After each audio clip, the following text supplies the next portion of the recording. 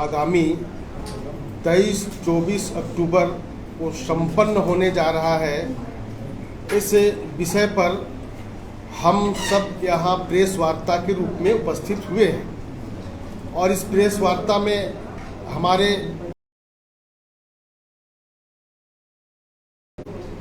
जनजाति मोर्चा के राष्ट्रीय महामंत्री द्वय श्रीमान अशोक नेते जी, श्रीमान कालीराम मांझी जी और हमारे भारतीय जनता पार्टी के इस प्रदेश के झारखंड के अध्यक्ष आदरणीय शिवशंकर उरांव जी तथा इस प्रेस वार्ता में विभिन्न पत्र पत्रिका, इलेक्ट्रॉनिक मीडिया और प्रिंट मीडिया से आए हमारे संवाददाता मित्रों, मैंने बताया कि आगामी 23-24 अक्टूबर को हमारे जनजाति मोर्चा का राष्ट्रीय कार्यकारिणी बैठक संपन्न होगा।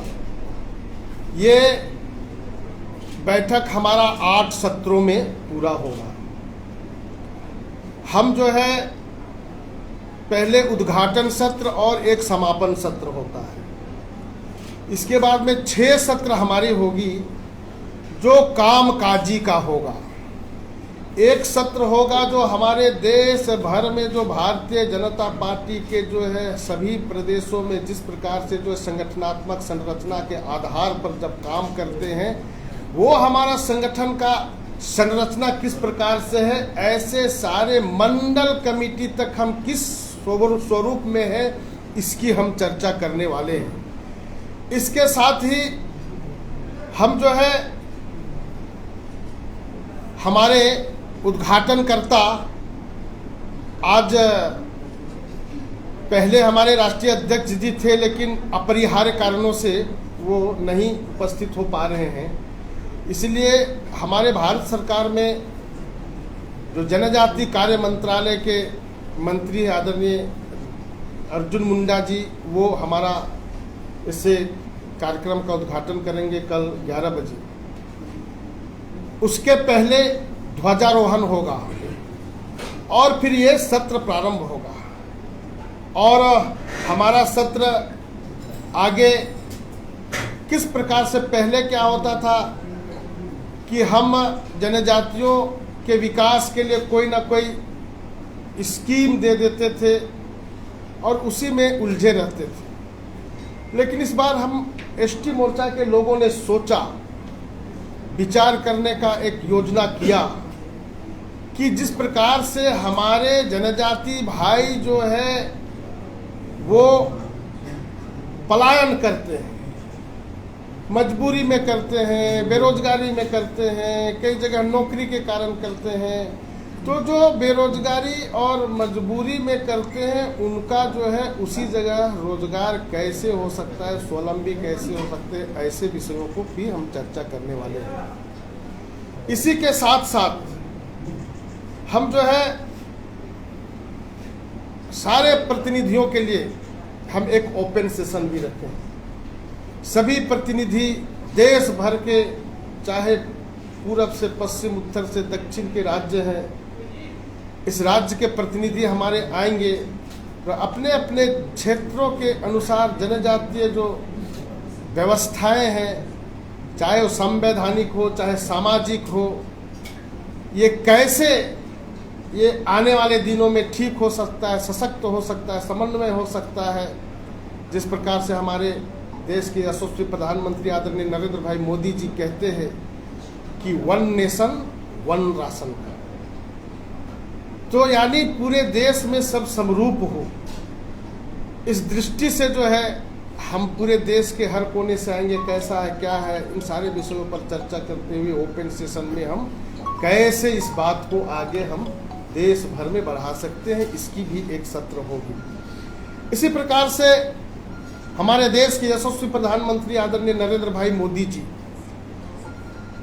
आज़ादी के बाद जिस प्रकार से जनजाति विकास के लिए जो योजनाएं कर रहे हैं, काम कर रहे हैं, उसकी भी हम चर्चा करेंगे। कैसे हम हमारे जनजाति भाइयों के पास इन बातों को पहुंचा करके लाभान्वित करा सकते, यानी जो हमारे भारत सरकार के जो अचीवमेंट हैं इसको कैसे हम गांव तक, परिवार तक पहुंचा सकते हैं, इसकी भी हम सब चर्चा करने वाले हैं। इसके साथ साथ पहले दिवस में अंतिम सत्र हमारा सांस्कृतिक कार्यक्रम होगा, जो 8:30 बजे हमारा सांस्कृतिक कार्यक्रम समाप्त हो जाएगा। इसी प्रकार से हमारा द्वितीय दिवस के लिए 3 सत्र होंगे। एक सत्र होगा इस देश को आज़ादी दिलाने के लिए बहुत सारे देश के कोने कोने से स्वतंत्रता संग्राम के सेनानी के रूप में ये जनजाति समुदाय के महापुरुष पैदा हुए थे। वो चाहे वो क्रांतिकारी के रूप में हो या तो सोशल रिफ्रेशर के रूप में हो, देश को आज़ादी दिलाने के लिए उन्होंने बहुत अपनी महती भूमिका निभाया है। तो उनकी किस प्रकार से जीवनी, किस प्रकार से जो उपलब्धि, जिससे कि हमारे जनजाति समाज जो उससे प्रेरणा लेकर के आगे बढ़ सकते, इस भाव के साथ उसके उनकी भी हम एक सत्र में पूरा हम समीक्षा करने वाले हैं, चर्चा करने वाले हैं, बात करने वाले हैं। इसके साथ साथ हमारा कुछ आगामी कार्यक्रम वगैरह होगा, उस पर भी हम चर्चा करेंगे।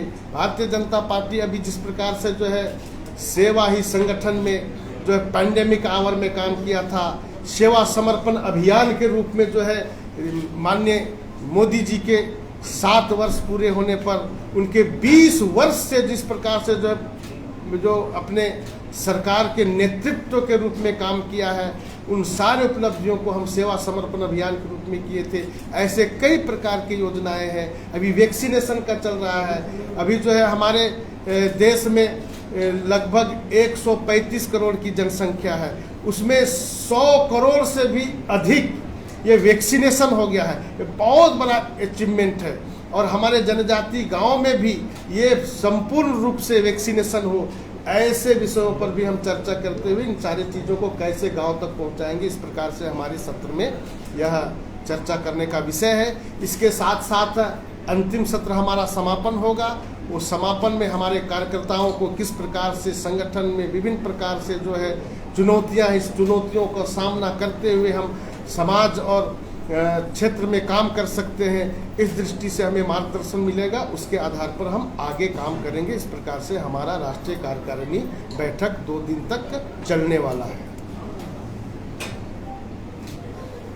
एक सवाल ये है, झारखंड में ये जो आयोजन हो रहा है, क्या मैसेज देने की कोशिश होगी आगे फ्यूचर में, क्या होगा पार्टी, किस तरह से जनजातियों के बीच में? आज प्रश्नोत्तरी का तो विषय नहीं है, मैं केवल कार्यक्रम को बताना चाह रहा था, लेकिन मैं आपके प्रश्न का जवाब नहीं बल्कि मैं आपको जानकारी मैं देना चाहता हूँ कि ये जो है संगठन का निरंतर चलने वाला इस प्रकार से कार्यक्रम है। तो ये राष्ट्रीय कार्यकारिणी ये होती है संगठन को आगे बढ़ाने के लिए, तो उसी के लिए हम लोग जो है कार्यकारिणी का बैठक रखे हैं यहाँ।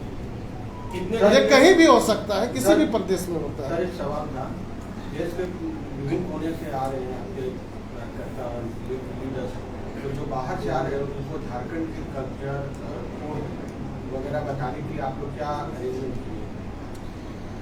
देखिए, बहुत बाहर के लोग आए हैं और आज सुबह से ही, रात से ही आने के बाद, भोजन करने के बाद कई हमारे प्रतिनिधि देवघर चले गए और देवघर से पूजा करके भी लौट भी रहे हैं, कुछ लोग लौट भी गए। यहाँ हमारा जो है जनजाति शोध संस्थान है, यहाँ भी कुछ लोग देखने की योजना बनाए हैं। हमारे यहाँ रजरप्पा है, दिवड़ी मंदिर है, ऐसे जगहों पर भी जाने की लोगों ने योजना किया है। हमारे कार्यकर्ताओं ने व्यवस्था भी बनाई है।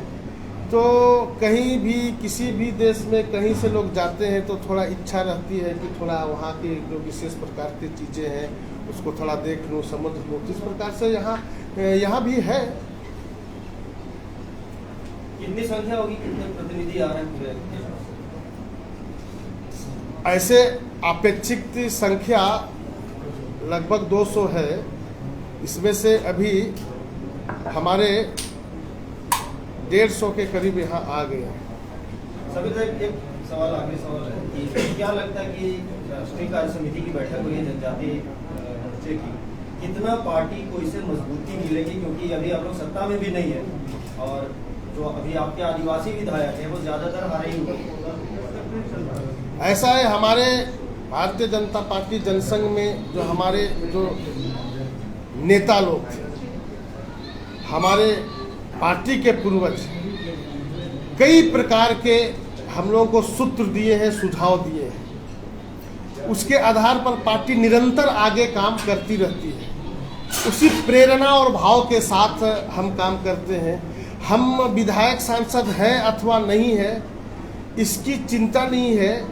चिंता और सूत्र ये है कि हमारे श्रद्धेय अटल बिहारी वाजपेयी जी ने ये कविता के माध्यम से कार्यकर्ताओं को कहा था कि हार नहीं मानूंगा, रार नहीं ठानूंगा, काल के कपाल पर लिखता हूँ, मिटाता हूँ, गीत नया गाता हूँ। उसी मंत्र और सूत्र के आधार पर हम भी संगठन का काम को आगे कैसे बढ़े, इसलिए इसी भाव के साथ काम करने के लिए हम आगे बढ़ रहे हैं। धन्यवाद। चलिए बहुत बहुत धन्यवाद। और आप सभी से आग्रह है कि लंच का समय हो गया है, नीचे